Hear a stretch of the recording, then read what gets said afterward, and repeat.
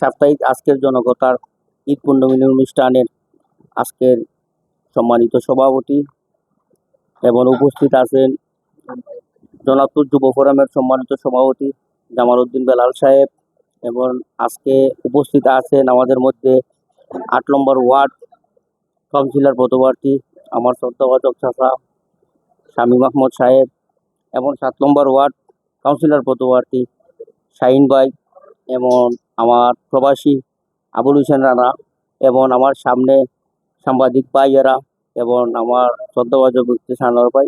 আজকে এই পূর্ণমিলনী অনুষ্ঠানে আমাদেরকে আমন্ত্রণ করাতে আমরা ওনাকে ধন্যবাদ জানাই, এবং আমরা সকল সাংবাদিকবৃন্দ এবং যারা যারা আমাদের এই ঈদ পূর্ণমিলনী অনুষ্ঠানে আসেন, আমি সবাইকে অসংখ্য ধন্যবাদ জানাই।